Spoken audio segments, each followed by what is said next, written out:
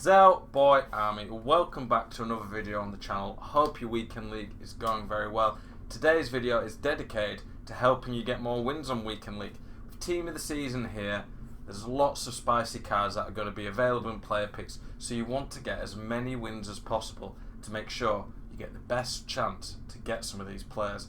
If you'd missed out on my review from yesterday, look at all the team of the season, community players and some of the best English Football League players. Every Friday I'm going to be doing videos dedicated to reviewing the players and looking at some of the ones you should be going for. But there's some very spicy players in that team, so hopefully you can get as many wins this weekend league as possible to get some of them. I'm going to be giving you some top tips today on how to get those wins. Starting off, team and tactics. If you've not watched one of my tactic videos before, I'd recommend checking them out. I'll quickly show you my tactics here. I'm not going to go too in depth though. But one of the first points I'll start with is in weekend league, you need to have a plan A, a plan B and a plan C. The plan A should be the formation that you're starting. So for me, it's the 4-2-3-1. It's balanced, which literally is a balanced tactic. It's decent at pressing, but not all out press. It's very strong defensively, but not all out defense.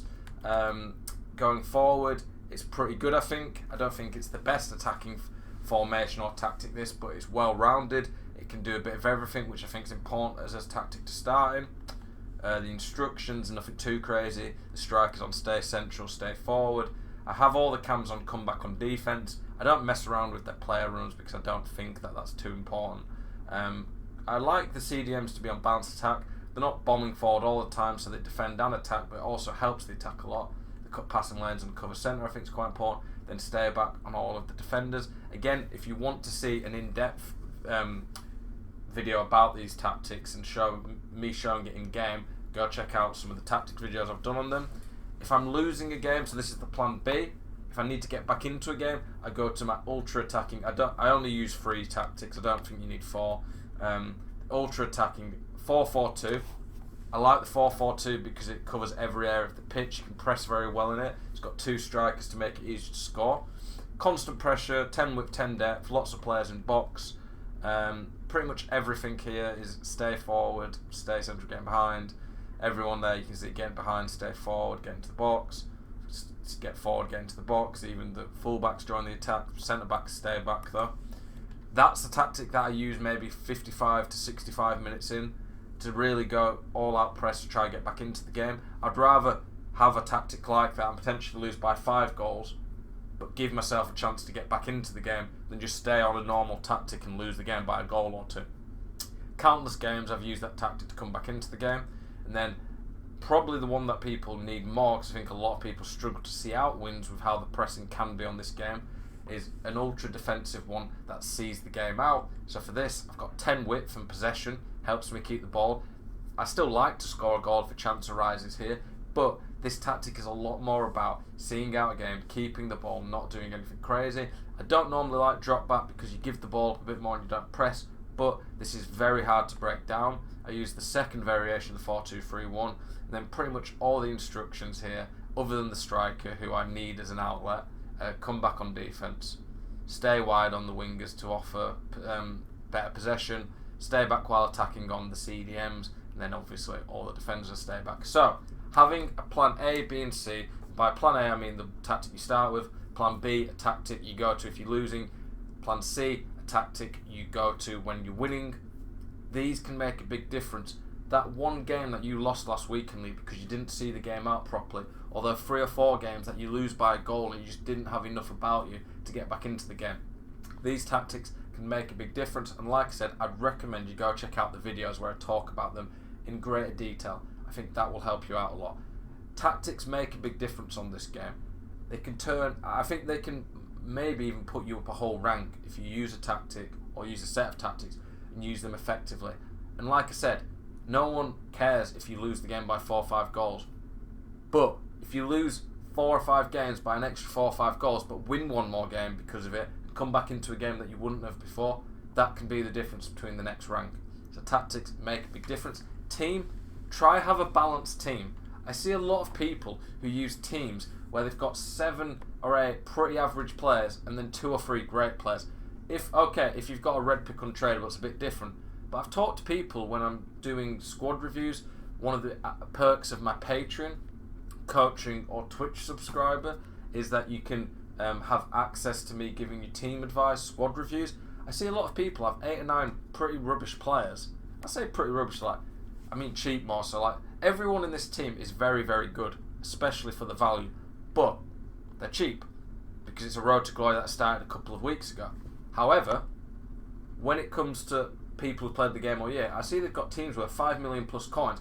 They've got 3 million coins in one player. Balance the team out. If you're going to invest in one area in particular, the cab and the striker in the 4-2-3-1 would be the areas you need, because it's harder to score goals on this game than it is to defend. But don't put all your coins out in that one marquee player. Maybe if it's just you want to try one, like say if you're a big Ronaldinho fan, Dennis Bergkamp, you love Team of the Year, Ronaldo, you'll see CR7, so you want Team of the Year Ronaldo, stuff like that. I get that. But in general, it's better to spread your coins out and have a more balanced team. So many people do worse because the team is not balanced. I talk about it a lot, and the most key thing of this game is to have fun. At the end of the day, for 99.9% of people who play this game, it's a video game, it's made to be fun.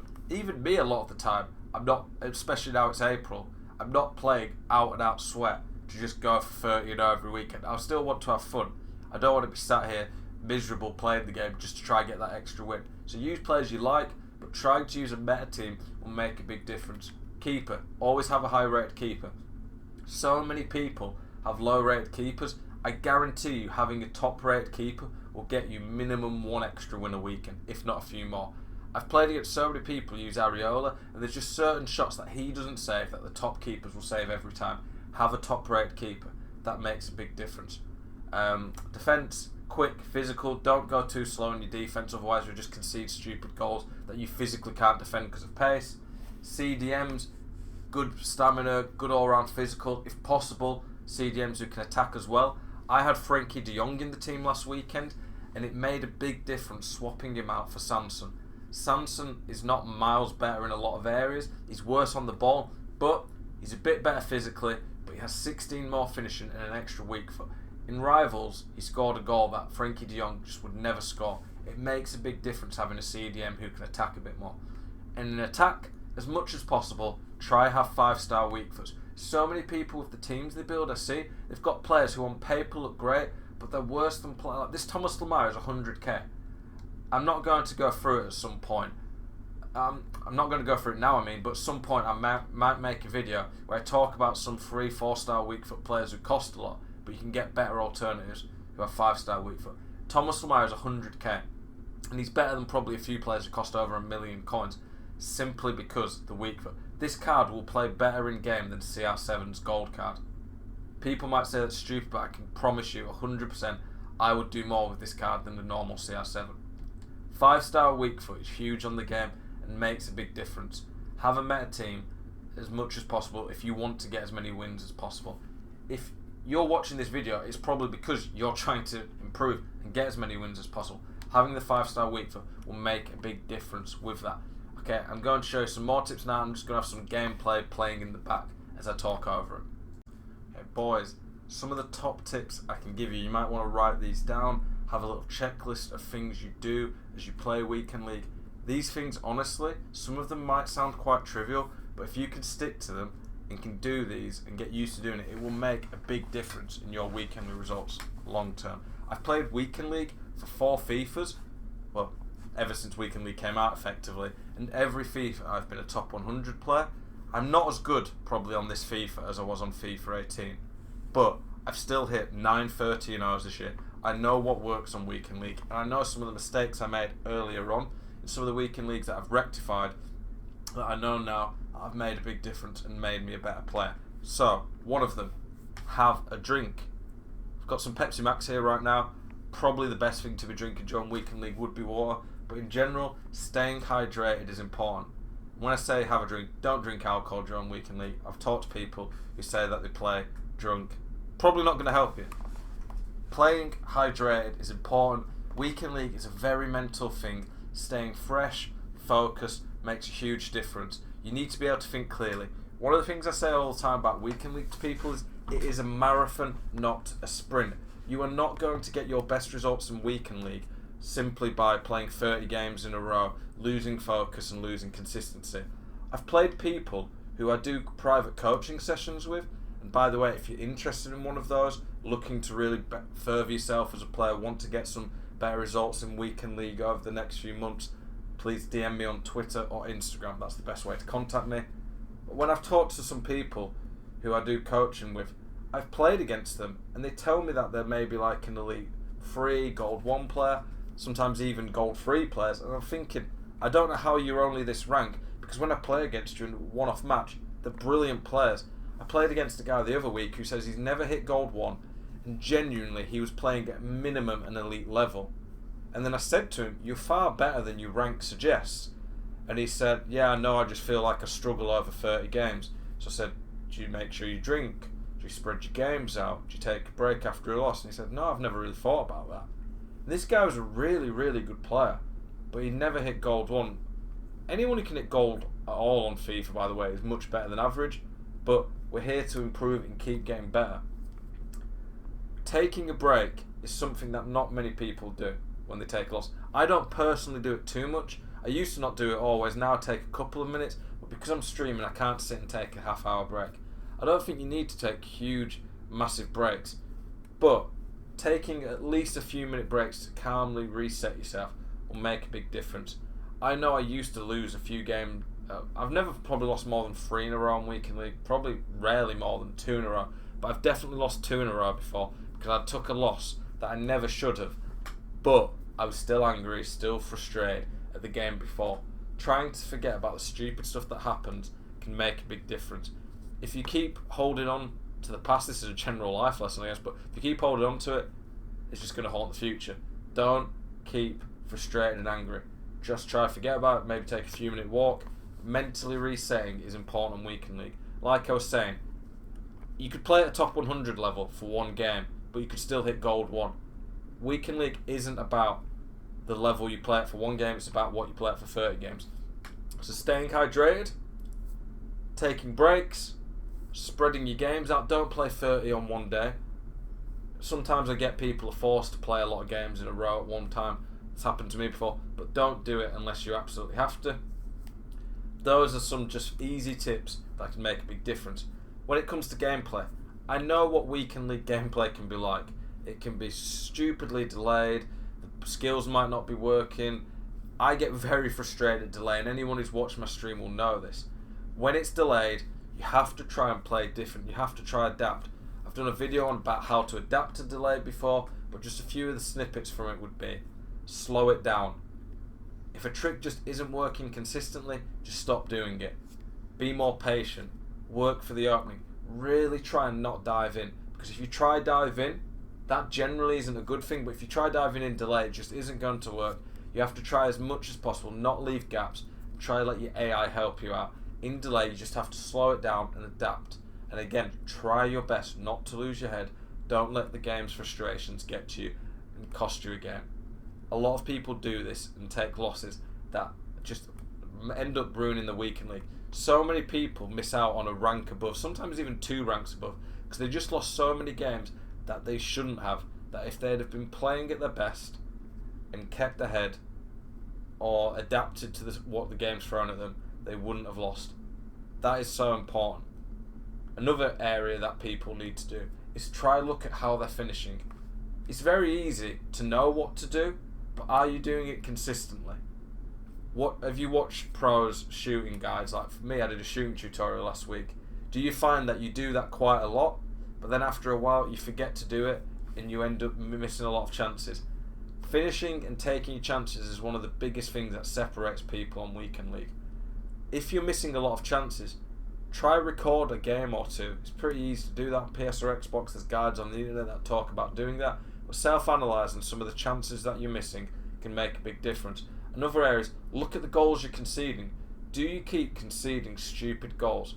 If you keep conceding stupid goals, watch all the goals back that you're conceding. Is there a consistent theme? Sometimes you can defend perfectly, but still concede. Those goals happen. You have to just get on with that. But are you conceding goals that you could have avoided by just playing a little bit smarter? You have to really watch for those. Is there a mistake you keep making? If you keep making a consistent mistake, look at how you can fix it, how you can avoid those goals. I noticed at one point at the start of this FIFA, I was just dragging my CDMs out of position too much. As soon as I started holding my CDMs in position, I played infinitely better. It made a huge difference and turned me from pretty average at defending to a very good defender on this game. I still sometimes do it when I get a bit frustrated, and then I have to remind myself to stop doing that, but it makes a big difference. Like I said, seeing out games, getting nervous. There's not too much advice I can give in terms of getting nervous, but if you know the right things to do, you have a plan B, plan C like I talked about earlier, you know how to play, that can make a big difference. Using the radar when you're under pressure, things like this can make a huge difference in getting better weekend league results. And probably the last but most important tip is try have fun. Are you playing weekend league and playing every weekend 30, some people even 60 games, and just feeling miserable, angry, frustrated at the end of it? If that's what's happening, it's probably not healthy for you, and two, you won't be getting the best results. Try and treat it for what it is. For most people, ultimately it is a video game. You should be having fun. If you're not having fun, you will be probably playing worse, and it's just not healthy for you. Try as much as possible to have fun. Don't let yourself get angry and frustrated because you just waste your weekend and leave yourself feeling worse afterwards. Boys, I'm looking for more type of content, different videos to do. I want to make the videos that help you boys out, content you guys want to see. Please let me know in the comments if there's anything you think that I've not done yet or something that you'd like me to cover. And if you like this video and like this type of content, please like, comment, let me know. Come into one of my streams and tell me about what you thought of the videos. And if you're new around here and you like this, please subscribe to the channel every single day at 7 PM, putting out spicy content for you boys. From me and Ainsley, it's goodbye for now.